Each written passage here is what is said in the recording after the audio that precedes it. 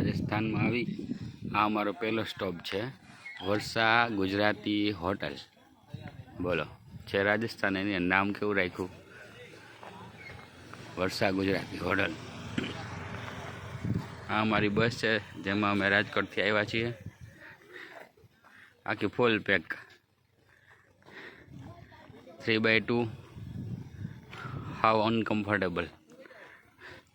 3 जणानी सीट में 3 जणा समय नहीं है एवी परिस्थिति है। आमां छे एसी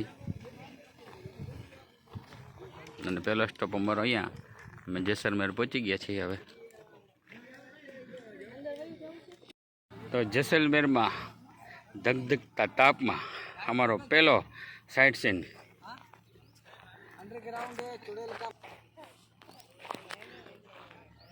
तो बपोरे 12 वागे अमारो पहलो साइट सीन कुलधारा हंटेज विलेज।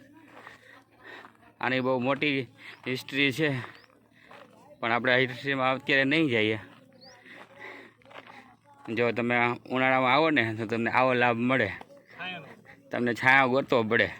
राजस्थान से भाई अहींया है ने जोवो बधे अमारी आखी बस आई गई है अने एकदम सुमसान। अमारी सिवाय 2 ज गाड़ी है। हवे आपणे गाइड ने पूछिए। चलो ये गांव था पालीवाल ब्राह्मणों का।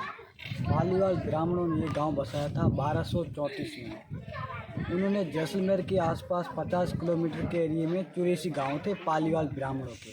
84 विलेजेस थे। कोई 15 किलोमीटर, कोई 16 किलोमीटर। 84 विलेजेस में से धीरे धीरे करते करते सबसे बड़ा गांव बन गया ये कुलधरा गांव।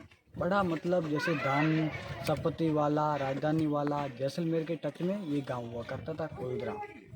इस गांव के पास क्या है, धीरे धीरे धन संपत्ति आती रही। तो उस समय जैसलमेर के राजा थे मूलराज सिंह। इनके ऊपर टैक्स लगा दिया। अभी तो हम टैक्स बोलते हैं, पहले लगान और वसूली बोला करते थे।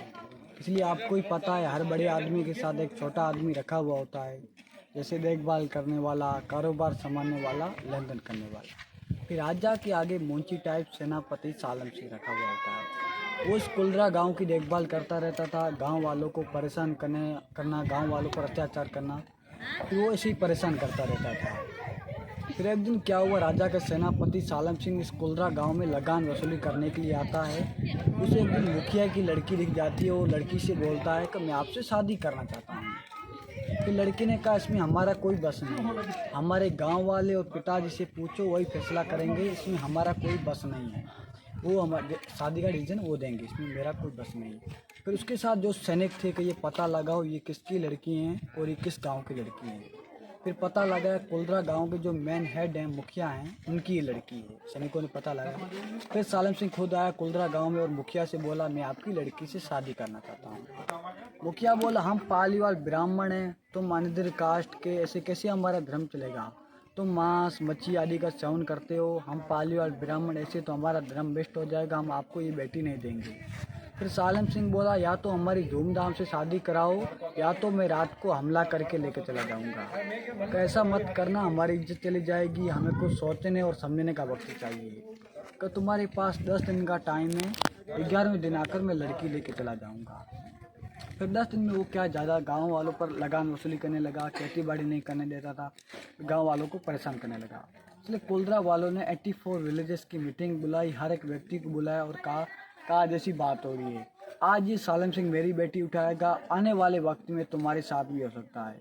इतने करके हम सालम सिंह को अनदर कास्ट में अपनी कितनी बेटियाँ देंगे?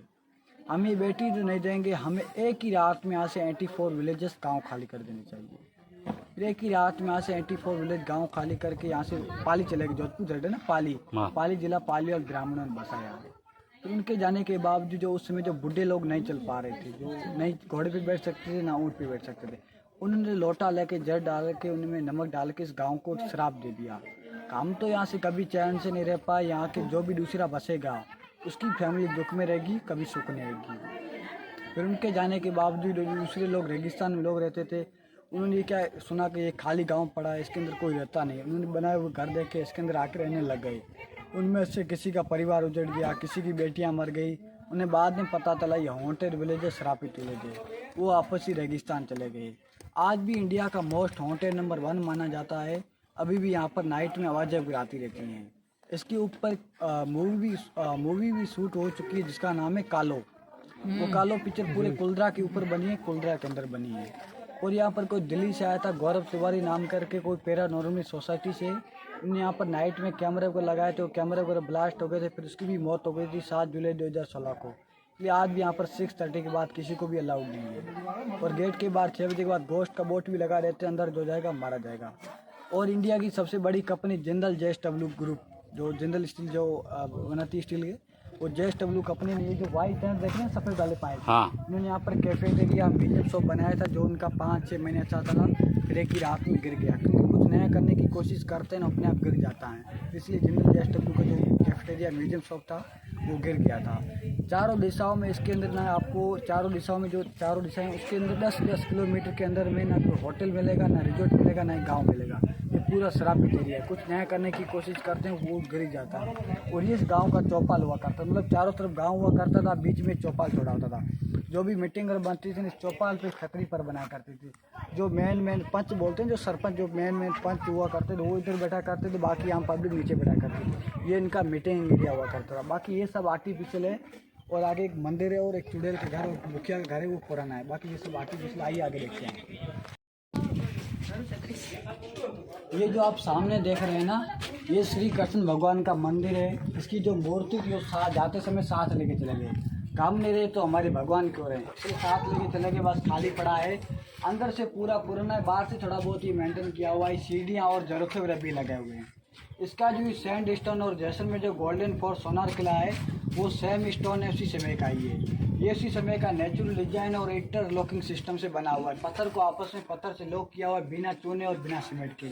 ये उस समय का मंदिर है। और इसमें जो गुप्त पिक्चर है, इसमें जो सॉन्ग है, मेरी ख्वाबों में तू, मेरी सांसों में तू, वो सॉन्ग इसके अंदर सॉन्ग शूट हुआ है और खंडर में भी शूट हुआ है। उस समय का पुराना मंदिर है, इसलिए खाली पड़ा था, इसलिए हमने फोटो लगा के रखी। आपको अंदर से देखना तो आप अंदर जाके देख के आ सकते हैं।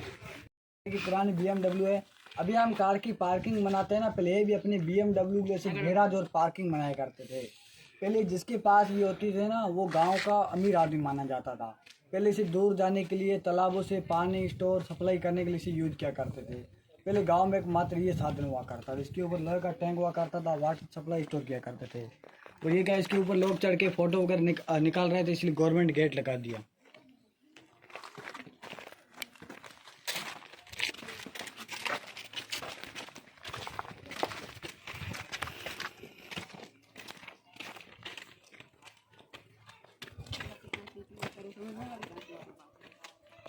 हुआ करती थी, जिसके कारण 84 विलेजेस गाँव खाली हुए थे।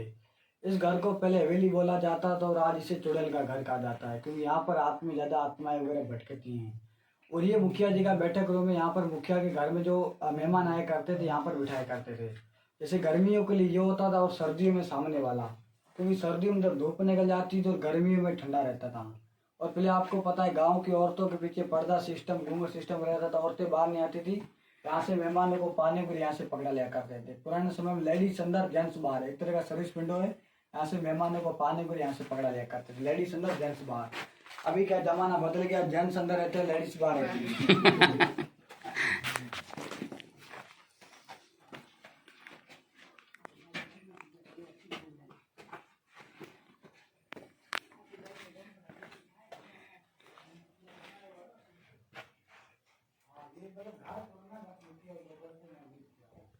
घर में रोशनी कर दिया करती थी। और ऊपर जब भी नालियों से पानी आता था, यहाँ पर स्टोर कर दिया करते थे, रेन वाटर हार्वेस्टिंग। पहले बरसात अगर कम हुआ करती थी, पानी को वेस्ट नहीं करते थे, बारिश का पानी पीने यूज किया करते थे। और मिट्टी और गोबर से घर बनाया करते थे। सर्दी में घर में भी सर्दी।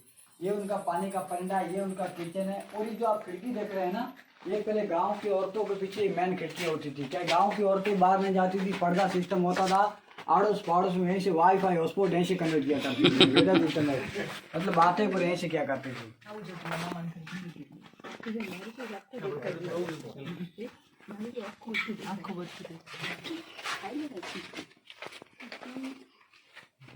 सोना चांदी हुआ करता था। पहले तिजोरियां लॉकर नहीं हुआ करते थे, इसलिए अंडरग्राउंड लॉकर बनाया करते थे। जो भी सोना चांदी होता था इसी के अंदर रखा करते थे।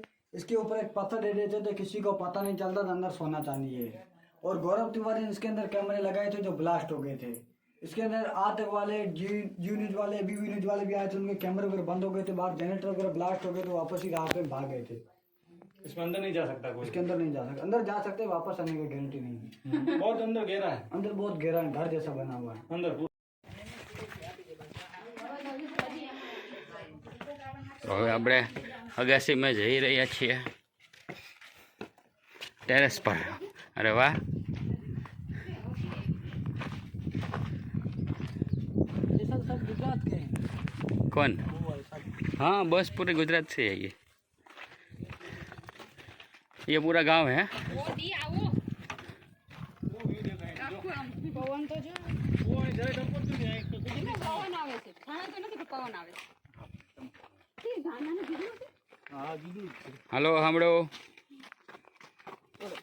ये सर जो आप देख रहे हैं ना, ये पूरा कुलरा गांव है। ये 3 किलोमीटर में फैला हुआ है और 525 मकान है। उस समय जो जनसंख्या और आबादी वाला जो गांव था ना, वो ये कुलरा गांव हुआ करता था। और इसलिए गवर्नमेंट ने चारों तरफ फेंसिंग देख रहे हैं, चारों तरफ ब्लैक वाली बाउंड्री, ये चारों तरफ ब्लैक वाली बाउंड्री की हुई है। इसी के अंदर गवर्नमेंट किसी को नहीं रहने देती। और ये दूर दूर पहाड़ जैसा लाल मिट्टी जैसा देख रहे हैं, हाँ वो इस गांव का तालाब हुआ करता था।